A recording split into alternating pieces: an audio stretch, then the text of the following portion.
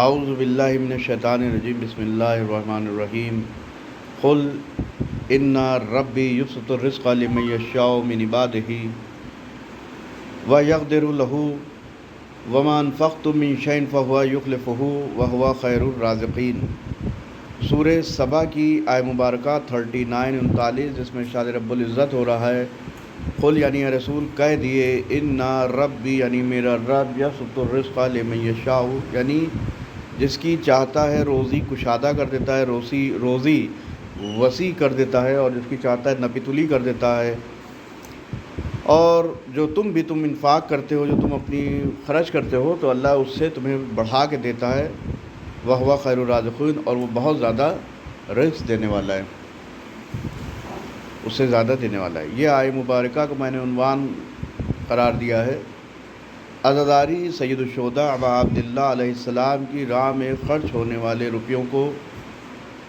اور جو تبرک میں استعمال ہوتے ہیں، جو نظر و نیاز میں استعمال ہوتے ہیں، کسی بھی طریقے سے استعمال ہوتے ہیں، سید الشہداء حضرت ابا عبداللہ علیہ السلام کے نام پہ۔ قرآن کی آیہ مبارکہ کو میں نے دلیل قرار دیا ہے۔ جو لوگ کہتے ہیں کہ اس پہ نہ خرچ کریے اور ضائع ہے، تو قرآن کی روح سے اگر دیکھیں گے تو اللہ کہہ رہا ہے کہ جو تم بھی خرچ کرتے ہو اللہ اسے کہیں بڑھا کے دیتا ہے۔ اب پھر اس پہ چیما گوئیاں ہوں گی، اعتراض ہوں گے، کمنٹ ہوں گے، تو اس سے بعد ان کی کمنٹ کا جواب دینے سے پہلے یہ بات کہہ دینا بہت ضروری ہے کہ آپ دیکھیں، پہلے مثال کے ذریعے سے بات کو سمجھیں کہ اللہ سبحانہ وتعالیٰ نے برکت کا جو جہاں پہ بڑھا دینے کا جملہ استعمال کیا ہے کہ اللہ اسے کہیں بڑھا کے دے گا، تو آئیے ہم اپنی زندگی میں دیکھیں جو لوگ بھی نذر و نیاز، مجلس اور ماتم، تبرک پہ خرچ کرتے تھے، جب انہوں نے شروعات کی، مثلاً آج سے 10 سال پہلے، آج سے 15 سال پہلے، آج سے 20 سال پہلے، تب ان کا تبرک کیا تھا، تب وہ جو ہے نذر نیاز میں کیا کھلاتے تھے، کیا پلاتے تھے عزاداروں کو، گریہ کرنے والوں کو، ماتم داروں کو، اور آج کی ڈیٹ میں وہ کیا کھلاتے ہیں۔ آج کی ڈیٹ میں اگر آپ دیکھیں کہ میرا جو مشاہدہ ہے وہ بڑھا ہے، لوگوں نے 5 کلو کی مثلا نیاز ہے، نذر نیاز ہے، 5 کلو تبرک بنوایا، آگے چل کے 8 کلو ہوا، پھر 10 کلو ہوا، جہاں کرتے کرتے وہ چیزیں بڑھی، لوگوں نے خود کہا کہ بڑھی، پہلے ہم یہ بانٹتے تھے، آج ماشاءاللہ سے ہم یہ بانٹنے لگے۔ آپ نے دیکھا ہوگا وہ کہتے تھے ہم گھر میں دال خود بناتے تھے یا چاول بنا لیتے تھے، آج ماشاءاللہ سے بازار سے آ رہا ہے، باورچی بنا رہا ہے، بازار سے آ رہا ہے، 5 کلو بنتا تھا تو 20 کلو بننے لگا۔ آپ دیکھیں گے تو اللہ کے قول کو، آپ اللہ کے اس قول کو دیکھیے جو میں نے آیہ کریمہ کا تلاوت کی ہے کہ اللہ کہہ رہا ہے ہم بڑھا کے دیں گے، جو تم خرچ کرو گے اس کو ہم بڑھا کے دیں گے، یہ اللہ کا وعدہ ہے۔ آج تبرک پہ آج دیکھ لے کہ پہلے انسان کیا بانٹتا تھا اور آج کی ڈیٹ میں آج انسان کیا بانٹ رہا ہے۔ یعنی کہنے کا خلاصہ یہ ہے بات کا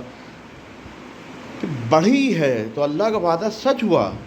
جیسے اللہ نے کہا کہ ہم بڑھائیں گے، تو یہاں پہ دیکھیے بڑھی ہے، عزاداری میں خرچ بڑھا ہے، اور اللہ دیتا چلا جا رہا ہے اور لوگ خرچ کرتے چلے جا رہے ہیں۔ تو آپ دیکھیے کہ لوگ خرچ کر رہے ہیں، ان کو بڑھ کے مل رہا ہے۔ ایک تو بات یہ ہو گئی ہے۔ اب یہ بات الگ ہے کہ منافقین کے دلوں میں باتیں اترتی نہیں ہیں، اعتراضات پہ اعتراضات منافقین، کیونکہ تینت میں نے بیان فرمائی تھی، تینت یعنی جس تینت بولتے میکنگ، یعنی مٹیوں سے جن سے ہم بنے ہوئے ہیں، ہم بنے یا نبی بنے یا عام انسان بنے، تو تینت اس کو بولتے ہیں، میکنگ بولتے ہیں اس کو۔ تو جس کا خمیر ہی منافقت کی مٹی سے ہوا ہے تو وہ تو اعتراضات کرے گا۔ نبی کے زمانے میں آتے تھے لوگ، سوال کرتے تھے، اماموں کے زمانے میں لوگ آتے تھے، سوال کرتے تھے، اعتراضات کرتے تھے، یہ کیا ہے، یوں کیا ہے،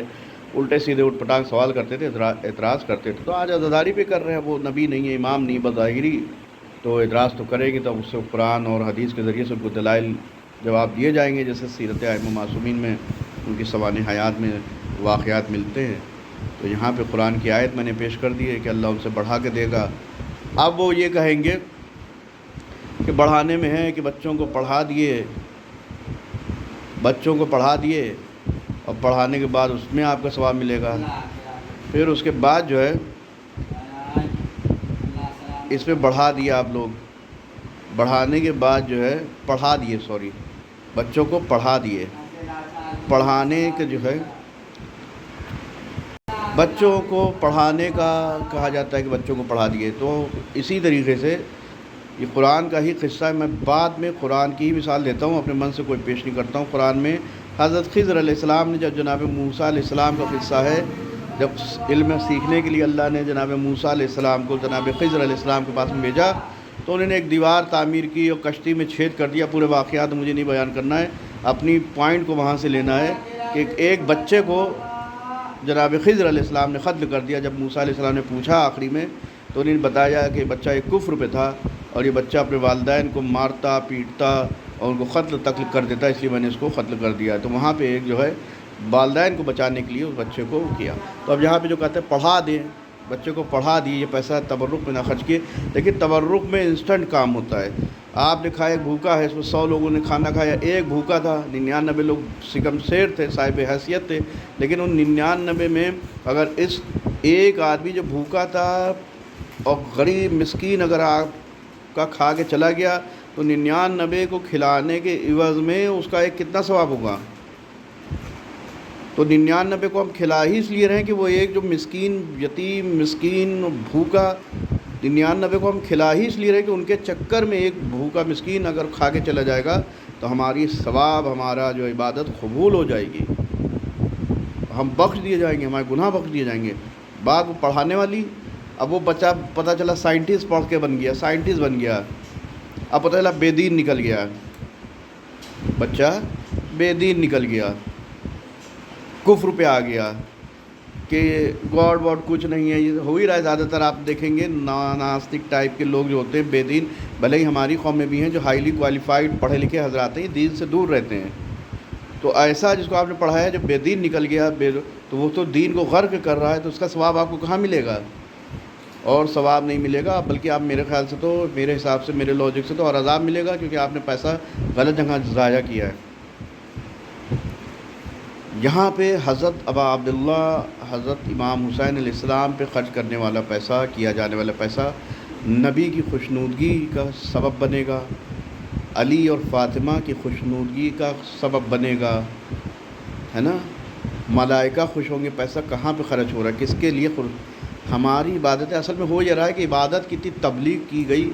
عبادت کی نماز پڑھیے ممبروں سے، تو اس کا سائیڈ ایفیکٹ یہ ہوا ہے کہ پوری دنیا وہ نماز ہی کو عبادت لے رہی ہے، کہ بس واحد کائنات میں ایک عبادت نماز ہے، جبکہ ان کو یہ نہیں معلوم کہ نماز ابلیس پڑھتا تھا لیکن اللہ نے لعنت کر کے نکال دیا۔ تو سائیڈ ایفیکٹ عبادت کا یہ ہوا ہے، کوئی بھی وٹامن جسم میں زیادہ ہو جاتا ہے یا کوئی بھی چیز زیادہ ہو جاتی ہے تو بیماری بن جاتی ہے۔ نماز اتنی بیان ہوئی ممبروں سے، نماز پڑھیے، تو سائیڈ ایفیکٹ یہ ہوا کہ پوری اب وہ نماز کے سوا ان کو کوئی عبادت دکھتی ہی نہیں ہے۔ تو ایک تو مسئلہ یہ ہو گیا۔ پھر اس کے بعد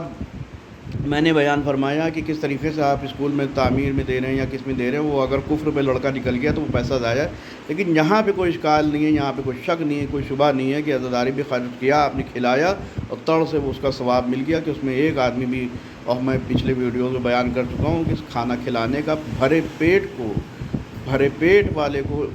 کھانا کھلانے کے ثواب میں پچھلی ویڈیو میں اپلوڈ کر چکا ہوں، کتنا ثواب ہے۔ جو اس کا پیٹ بھرا ہوگا تو اگر کوئی اس میں مسکین کھا کے چلا جائے گا تو کتنا ثواب ملے گا۔ عزاداری پہ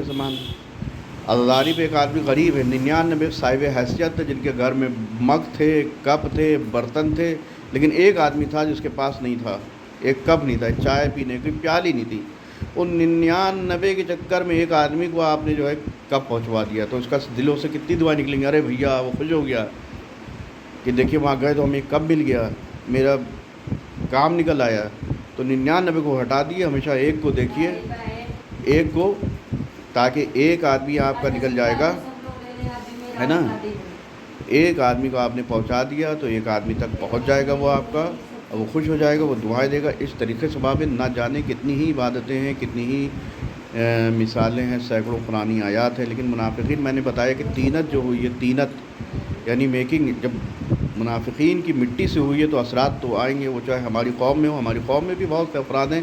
جو مٹی کا خمیر جو ہے ادھر ہماری طرف آیا ہے، مکسنگ ہوئی ہے، جس کی وجہ سے سماج میں خرابیاں پیدا ہو رہی ہیں، اہل بیت کے خلاف کھڑے ہو رہے ہیں، عزاداری کے خلاف بول رہے ہیں۔ اگر آپ دیکھیں گے تو نسل در نسل چھاٹتے چلے جائیں گے تو کہیں نہ کہیں مکسنگ ملے گی، گڑبڑ نکلے گی۔ اور اس کی مثال ہے شجر خبیثہ اور شجر طیبہ۔ شجر سے مراد یہاں پہ جیسے آدم علیہ السلام سے لے کے ہمارے تک یا اہل بیت تک، اہل بیت کی جو طینت ہوئی پاک اور پاکیزہ سلبوں سے ہوتے ہوئے یہاں تک آئے، کہیں پہ شرک کی یا کہیں پہ کفر کی کوئی آمیزش نہیں تھی، اس لیے یہاں تک یہ سلسلہ زیادہ پاک اور پاکیزہ سب آئے۔ لیکن دوسرے جو ہے یہ کنورٹ ہوئے، یہ دوسرے دھرموں پہ تھے، کنورٹ ہوئے تو کہیں نہ کہیں تو اس کے اثرات خون کے اندر آئیں گے، جس سے آدمی عزاداری کے خلاف بولتا ہے۔ ہر آدمی نہیں بولتا ہے، آپ دیکھیں گے تاریخ میں اٹھا کے یہ سب چیزیں ہیں۔ تو قرآن کی آیت کو میں نے مصداق قرار دیا تھا، چھوٹا سا عزاداری کے تبرک پہ ایک میرا چھوٹا سا ویڈیو جو میں نے بیان کیا ہے۔ جانتا ہوں اس پہ بھی اعتراض ہوں گے، میں نے بتا دیا طینت جب آپ کی منافقت پہ طینت ہوئی، آپ کی میکنگ طینت جو ہوئی آپ کی، آپ بنائے گئے ہیں منافقت پہ، تو آپ کو ایک مومن خالص علی والا، علی کا محب، علی کا شیعہ کیسے بن سکتا ہے؟ ایک کوئلہ ہے، کوئلے کو چمکا کے بلیچنگ پاؤڈر سے دھوئیں، کہے سے بھی دھوئیں، ایریل سے دھوئیں، رن سے دھوئیں، کوئلہ کوئلہ ہی رہے گا۔ تو جو منافق ہیں، سورہ منافقون قرآن میں بھی تو ہے، جو منافق پیدا ہی ہوئے ہیں وہ تو اعتراض کریں گے۔ کربلا میں ہوتے تو اینٹیں پتھر مار رہے ہوتے، یہ اب کربلا میں ہے ہی نہیں، 1400 سال گزر چکے ہیں، تو اب